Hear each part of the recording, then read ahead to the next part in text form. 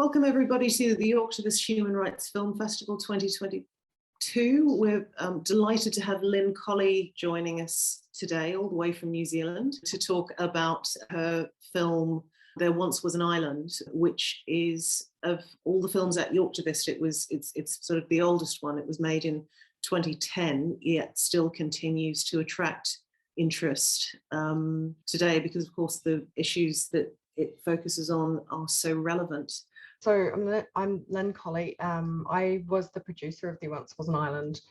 We started making it in 2006, which is such a long time ago, but because we went back twice, well, we went back once, we went to the island twice. The film was released in 2010.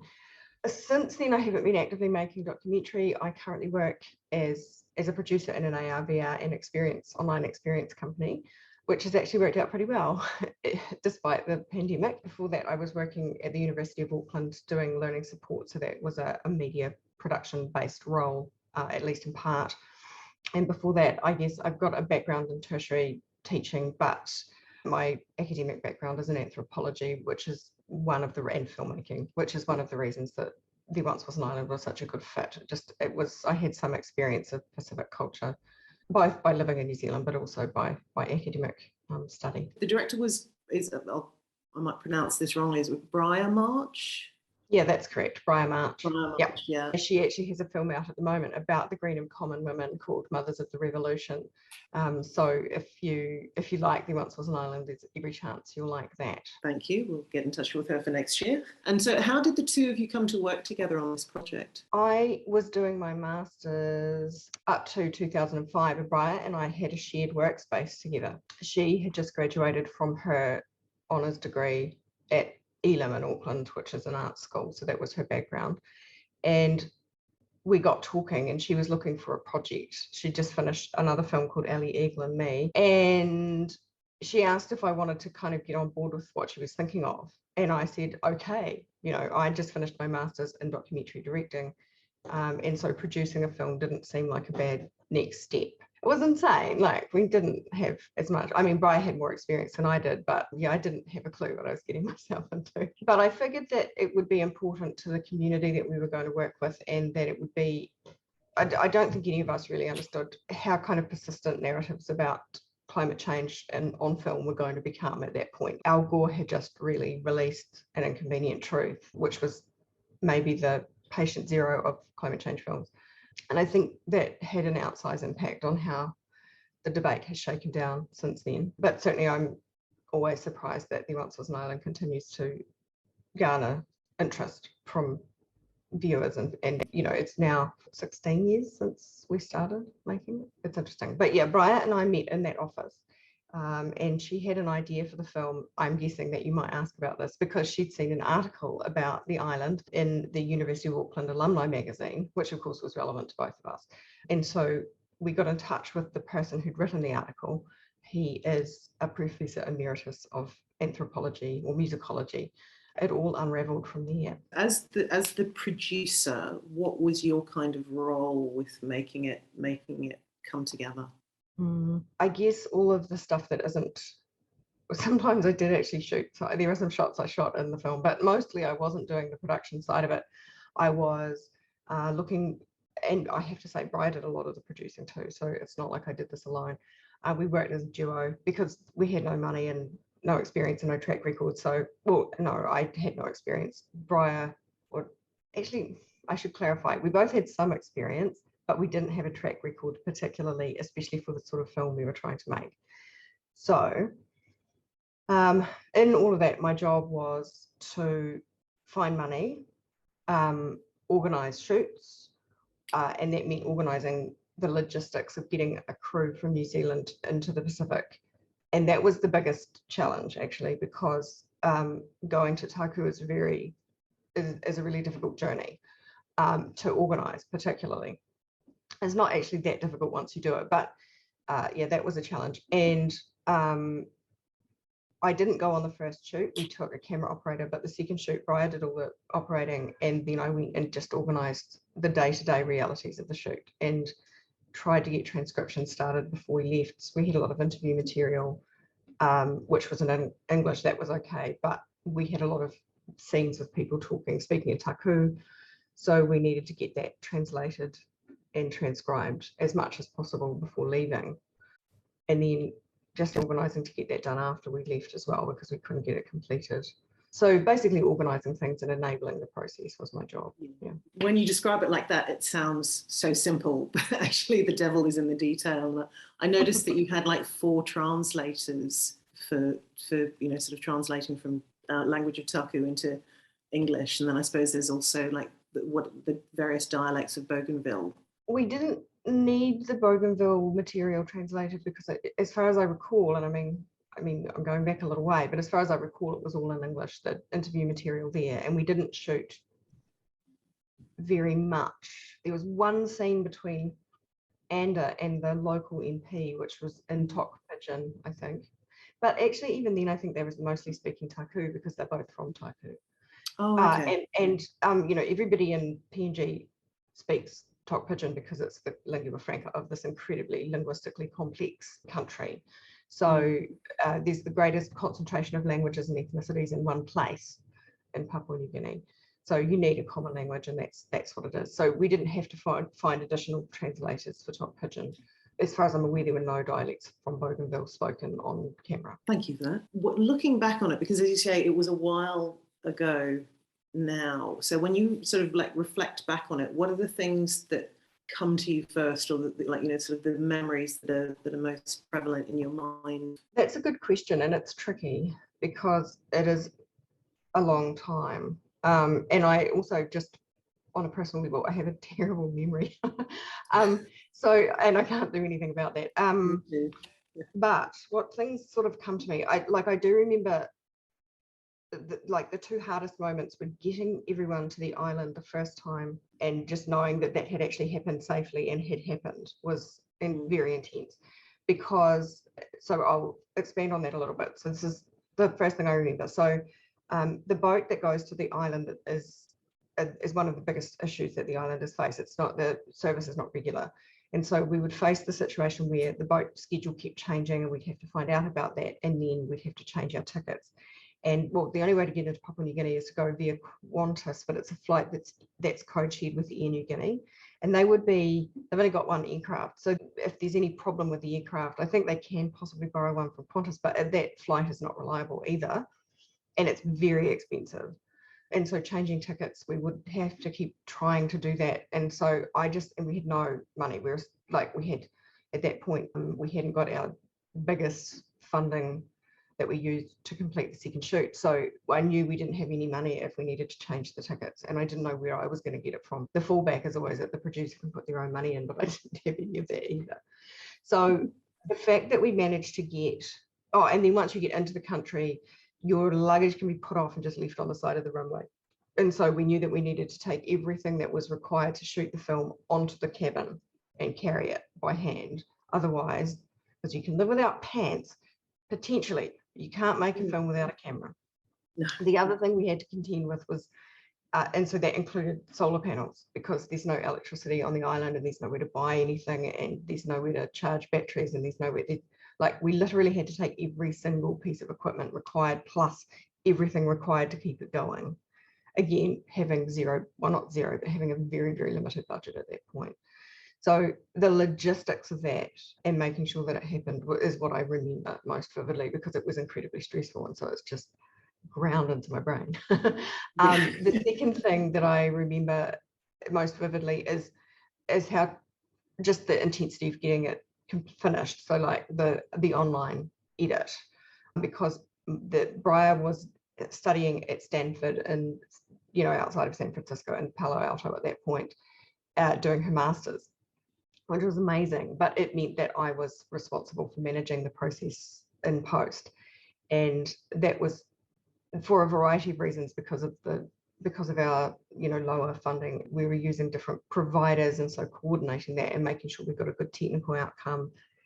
When we used a substrate called HDV, which nobody uses anymore, it's got a high interframe compression rate, and it's quite difficult to work with in post, and our outcomes were not great, and I was having to kind of push to get things improved. And again, it was a stressful process. So yeah, I remember those two things most vividly. And that's kind of a shame, because I'm sure that you were hoping I would have a really, a series of meaningful and interesting interactions with the people on the island. And they did have those, but they were less intense. And so they're not the two things that spring to mind.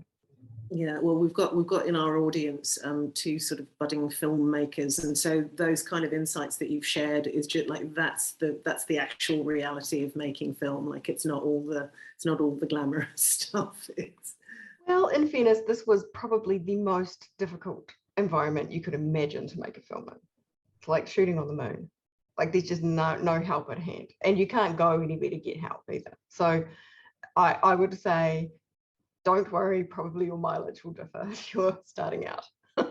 There are some beautiful shots in there, and I realise that obviously you were the sort of more the producer than the director, but I loved we were very closely involved with both processes. So yeah, you can talk to me about it. I'll try. Yeah. I loved how like the opening shot with the sort of the close up of the hull of the canoe, where you can see that it's got like sort of that water-worn grooves in it, so it like shows like the sort of the ancientness of the culture. I thought that was beautiful, and it's just cutting through the water. And then that same shot is repeated, isn't it, at the end of the film, and it sort of like looks out into the distance and there's the sun setting, and that was, again, I thought like a very powerful way to finish off that bit of the film. It was, yeah, that shot was one that Briar carefully considered, and we needed to kind of choose to do that. It wasn't something that happened spontaneously. So yeah, I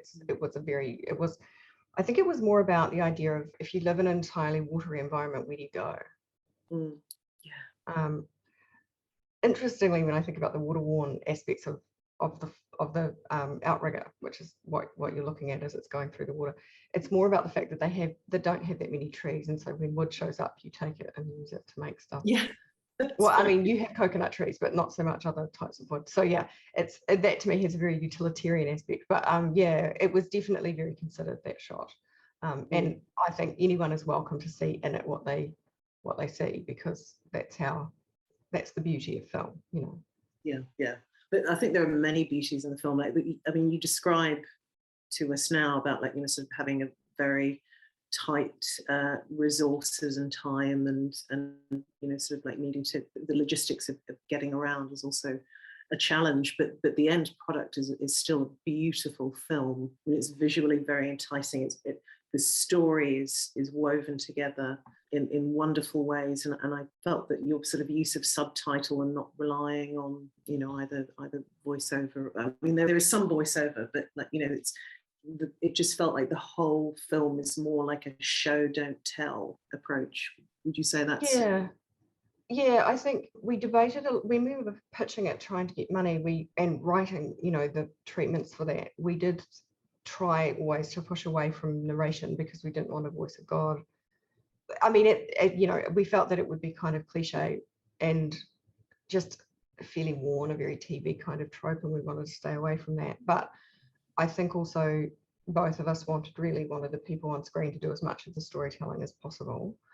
And I think now, if I was to make a film like this again, I would approach it even more that way. Like, I think our challenge we used intertitles as well as subtitles, rather than adding any narration in. And we could have got someone on the island to do the narration, but I think we chose intertitles because quite often the information we would be supplying was context. It wasn't something that someone on the island would own as their own knowledge necessarily, although they might, but it was what we needed to do in the film in that moment narratively to get people to understand something. So we tried to give that information very sparingly, and only when it was required to tell the narrative. It felt like a very light time.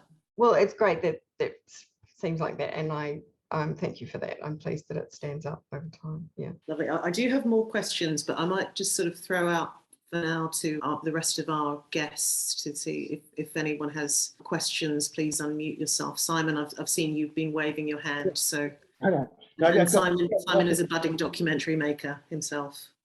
Yeah, so Lyn, thanks for coming, and I enjoyed watching the film. I've actually got plenty of potential questions, but just a quick one. How big was your crew exactly? You said a team came out from New Zealand. So there was yourself, Briar, how many other people? Okay, so the first shoot, it was Briar and a camera operator. That's it. The second shoot, it was Briar and me for the crew. And we also took, for our sins, 2 scientists from Australia. Yeah, I saw them. Yeah. And I'm forgetting really the most important person, which is Jeffrey Holdaway, who did sound operation for that shoot, and also some of the camera work too. We all kind of did that when it was required. Yeah. But just a practical question. So obviously you made clear you were operating on a fairly low budget.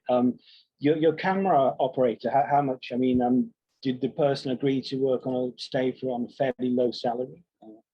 So Zane Holmes was our first camera operator, and he wasn't a very experienced operator, although he had a lot of experience in other things, and he just said he would do it for free for the trip. Yeah, no, that makes sense.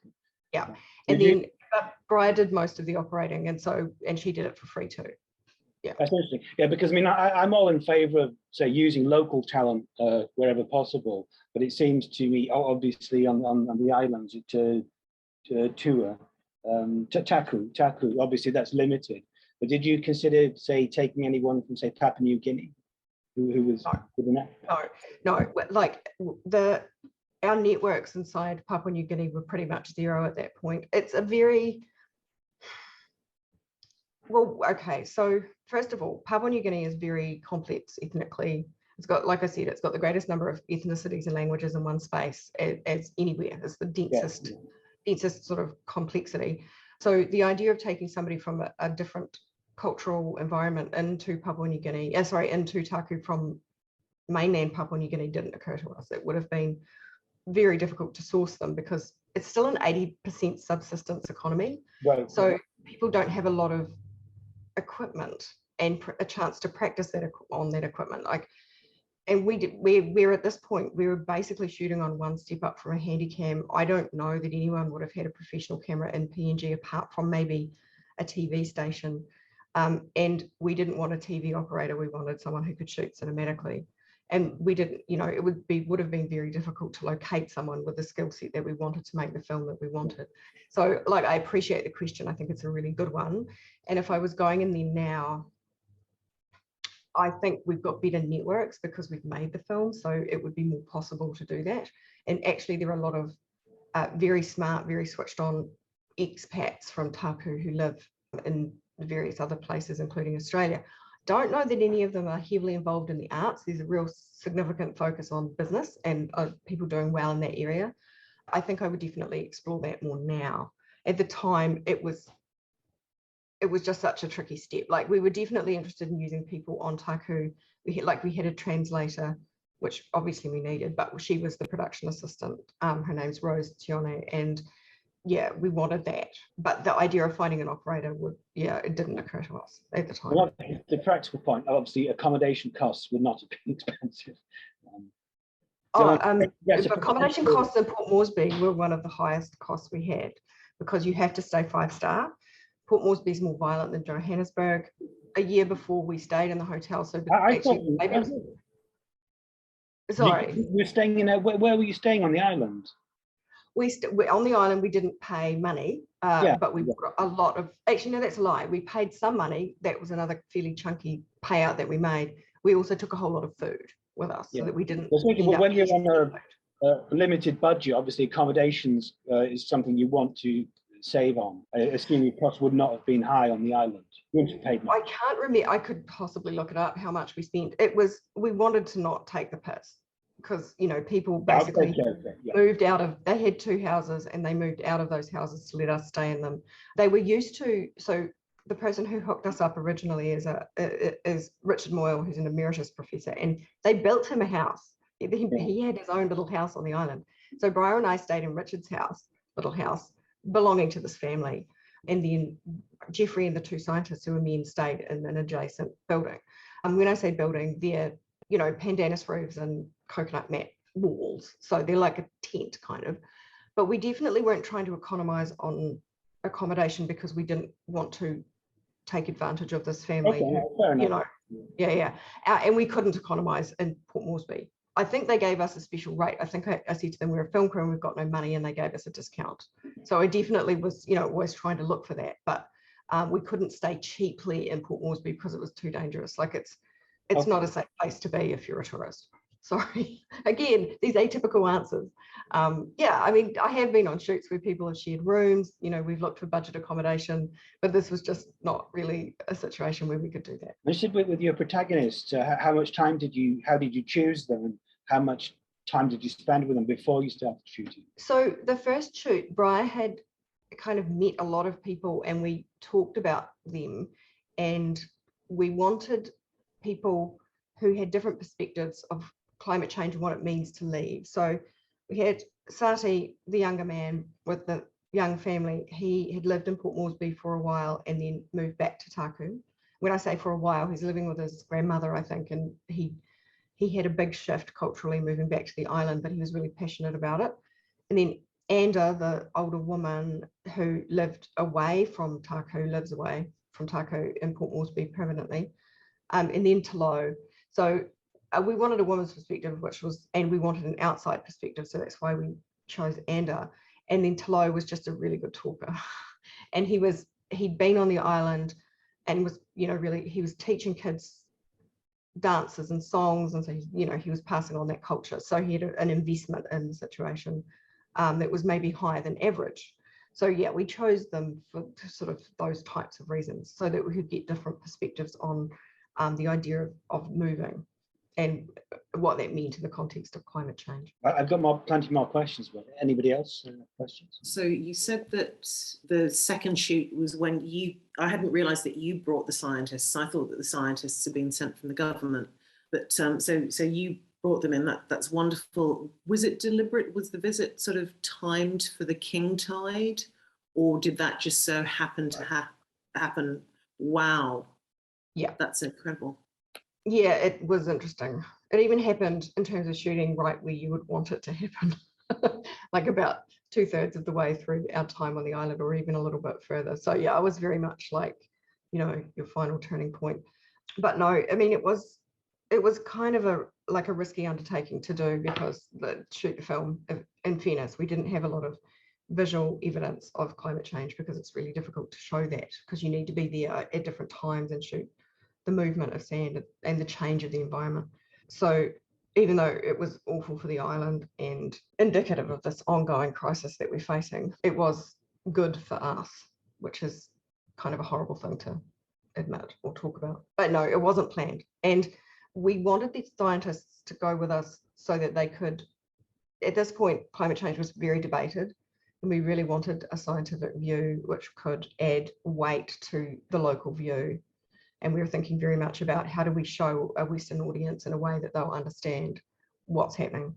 I mean, again, I'm not sure if I would approach that in the same way today, but basically Scott Smithers came with us on his own dime, and we took John Hunter with us and paid his way. So yeah, we wanted to have their perspective on camera. We thought it was important. Neve, you have a question. Hi, yeah. Since this is a film about kind of climate change and environmental conservation, I'm just curious, did you try and make an effort to do as little damage as possible to the environment while shooting? Because obviously you have to get planes to places. So did you offset that? And when you ate food, was it kind of vegetarian food? Just curiosity, not trying to tell you what to do, and just out of curiosity generally. No, that's fair. There were such limited choices, I think we did offset. I think offsetting was available at that point, and I think we tried to do that in terms of flights. But obviously, probably the biggest thing we did was have a really tiny crew. The more people you take, the more you fly. We took all of our rubbish away with us, apart from one camera that we left for one person to do some work for us. And I was very conscious of this too, because garbage is something that Taku can't deal with. Plastic rubbish is very difficult. They can't get rid of it. And it wasn't too bad when we were there. I'm not sure what it's like now. In terms of eating vegetarian, we didn't have any choice over what we ate. We were very much our guests of our hosts, and they fed us. We couldn't buy food there. We gave money to our hosts, and they made those decisions for us. So a lot of what we ate was canned, because when you're in an environment which is just at carrying capacity, people are, gardening and they get taro, that's one of the staples, and they fish as well. But fishing takes time each day, and there were 5 of us. So we didn't expect this family to go fishing for 5 extra adults. That would have been a really hard job for them to achieve. So we expected that we would take food with us, and some of the food we took was, not very environmentally conscious, but it was cheap. So we would be eating corned beef, and, I don't think we took any tinned fish. That seemed a bit crazy, but yeah, I mean, people on Taku live very much in balance with the environment as much as you can, I think. So we followed as much as we could, but they will do things you find really offensive. Like, it's very common in Taku to eat turtle, for example. Briar's partner said to her before she left to go to the island, "Don't eat the turtle," because he's a vegan. Yeah, she didn't eat the turtle. Thank you. That was really helpful. Just because I worry, because I am interested in filmmaking, but I'm also someone who doesn't want to damage the environment as much as possible. And I think about massive film sets, all that electricity and everything. I just think, yeah, you can't win. So it's really interesting. It's really good to see that actually you can preserving as possible and still like make a film that's really important. So yeah. Yeah, I think you definitely can, and I think you have to kind of take a balanced view of it too, because if people aren't making stories about what's happening, then that's a problem. So it might be worth expending some carbon in order to do that. But again, it's tricky. It's really hard to calculate if you look at all of the things involved, and everyone's mileage on this kind of varies a little, I think. So it's definitely possible to keep your footprint pretty low, and if that helps other people to think about it, then that's good. It can have an outsized effect, I think, in a good way. I'm interested to know, Lyn, how, as a producer, how did you schedule the shooting? I mean, did you you got 3 different protagonists? Did you have one day with one, then the next day with another, then with another, or did you sort of have them in blocks and finish one, then do the second one, then the third, or did you sort of move around? We just shot when our participants were available. So I mean, we weren't pressed for time, because we planned to spend 4 weeks. In the second shoot, we had a charter boat.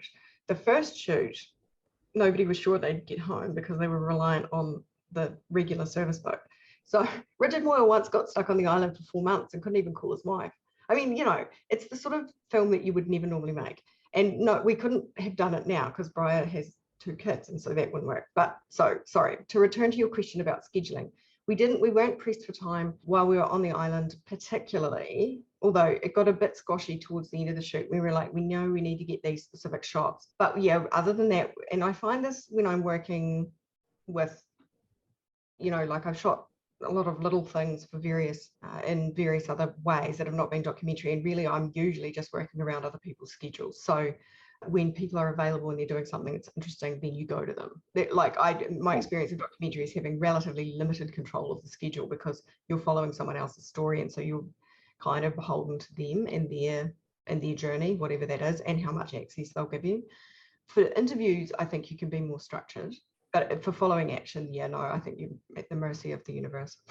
And I always plan for that when I'm thinking. How many hours of footage did you have at the end? About 100, which is, the ratio is pretty horrendous.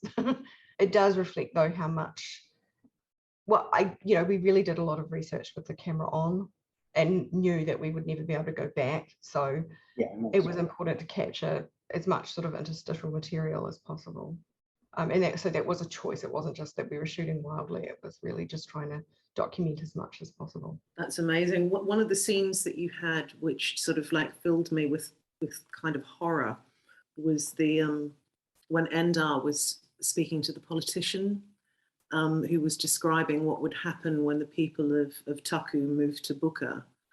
And I mean, I can understand his sort of enthusiasm, saying, oh look, we're going to put them here and they can work, and blah blah blah. But looked at through a different lens, it's like, well, the government's just looking at this as sort of indentured labor. It's like, oh, we need people to work on the cocoa plantations. We've got these people who want to come off their island. We'll just come and put them here. Yeah, no, I mean, that for me was just like, oh no, these people are leaving their island paradise to become indentured labor. Finding a place for people to go and book it is tricky, because there was a war and people were quite displaced, and ownership has been challenged, and Australia owns bits of it, and that's been challenged. And at the time we were shooting, and I'm sure things are different now, and I don't know how in any granular way what it's like on the ground. You know, people were trying to get themselves repatriated back to the land, and the idea of people coming in from the outside and taking some of it, or having that shifted around by the government, was not at all a comfortable or welcome kind of concept. I think there wasn't a lot of, culturally, it was, Bougainville didn't mind the concept, but it was very much this concept that when you move from Taku, where your ancestors are, where your land is, that's cultural death. You don't keep your language, you move to a new place, you speak a new language, you don't try and maintain your culture. That was the prevailing view on Taku. So we knew that if people were moved at scale, that it would be, in their eyes, a cultural death, and that was kind of horrifying. Possibly even more horrifying than the idea that everybody would be working in a plantation. That would be their life. A lot of people from Taku have, when the opportunity has presented itself, and it's difficult now, have gone on to further education, and there are at least 3 PhD graduates, and this is a population of about 600 people. So I'm sure that if everyone had been moved, then they would have sorted some stuff out. It wouldn't have just been, oh well, we're going to slip into obscurity and depression. But not a great situation. Like, you know, that's definitely not anyone's preferred choice. But the idea of like people from an atoll being moved like away from the sea, I was just like, oh no. No. And then, yeah. It's not ideal. If they could be on the coast, that would be better, because, you know, you can maintain some practices. But I think the complexities of a Polynesian culture, which Taku is, even though it's in Melanesia, but it's an outlier. It just sort of doesn't work that well when you transplant it wholesale. Like, you can move it slowly around, because the Pacific is filled with Polynesian nations that have transplanted themselves successfully. But you're right, it's island to island. And it was, you know, bit by bit, but not all at once. So yeah, it seemed like it would be a bad plan. Not the best plan. I say that as somebody who's not Polynesian or, you know, from the Pacific, and so take it with a grain of salt, obviously. Like, I'm not in a position to speak to it in detail. Well, Lyn, thank you so much for joining us for the Yorktivist Festival. That, you know, this morning your time, this evening our time, and you know, it's been incredible to sort of hear from you about the filming, and we're so glad that, you know, the film continues to attract attention, and you know, long may that last, because I think that what you've created there is, aside from being a beautiful documentary, is also an important documentary, and there's a lot of things that that come out of the film, which, you know, are probably, as a world, we'll be dealing with these for many decades to come. So thank you for creating that. Thank you very much for having me. And in terms of creating it, I think it's very much about Briar's vision. I really was an enabler of that. But yeah, I'm continue to be surprised by how relevant it is and stays. And I hope that, you know, we can collectively move to make a change, for climate.